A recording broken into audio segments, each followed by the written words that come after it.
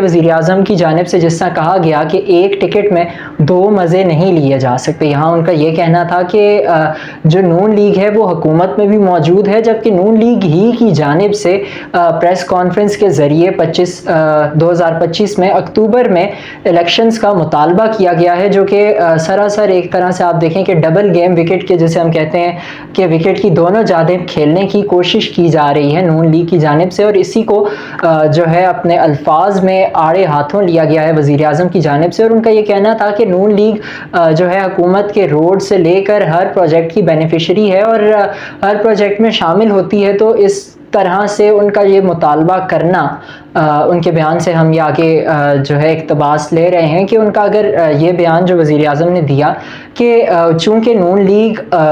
ہر project جو حکومت کی جانب سے لگایا جاتا ہے اس کی بینیفیشری ہے، تو ایسے میں نون لیگ کا یہ مطالبہ کرنا کہ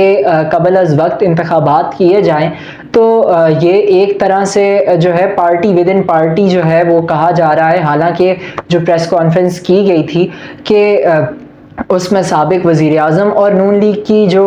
باڈی ہے وہ موجود تھی۔ یہاں پر ایک ذکر میں اگر کرتا چلوں کہ کوئی بھی جو پارٹی ہوتی ہے اس کی ایک پارلیمانی پارٹی علیحدہ یا پھر ایک طرح سے اس طرح کام کرتی ہے کہ جو پارلیمان کے معاملات ہوتے ہیں وہ پارلیمانی پارٹی جو کہ الیکٹڈ ممبرز پر کانسٹیٹیوٹ کرتی ہے وہ دیکھتی ہے، جبکہ جو باقی غیر منتخب نمائندگان یا رہنما ہوتے ہیں وہ بیانات دیتے رہتے ہیں متعدد جگہوں پر، لیکن اگر آپ ایک اتحاد کا حصہ ہوں تو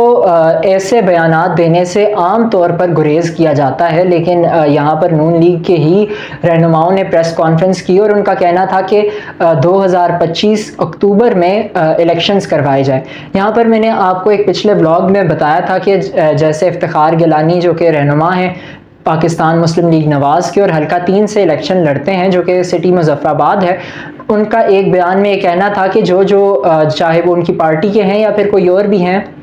وہ جو اس حکومت کا حصہ ہے ان کے لیے آئندہ الیکٹ ہونا جو ہے وہ بہت ہی مشکل ہوگا۔ تو یہاں پر ہمیں پارٹی کے درمیان، پارٹی کی اندرونی ایک طرح سے ہمیں، حالانکہ نون لیگ کی جانب سے جو ہے کافی الیکٹیبلز کو اپنی پارٹی میں شامل کرنے کی کوششیں کی جا رہی ہیں اور بعض شامل بھی ہوئے، اس کے باوجود پارٹی کے اندر جو یہ اختلافات ہیں، جو ایک گروپ وزارتیں سنبھال کر حکومت میں بیٹھا ہوا ہے ان کے درمیان، اور جو حکومت میں نہ ہوتے ہوئے جو کہ بے شک اسمبلی میں موجود ہیں لیکن حکومت کا حصہ نہیں ہے، ان کی جانب ان کے درمیان ایک اختلاف دیکھنے کو مل رہا ہے۔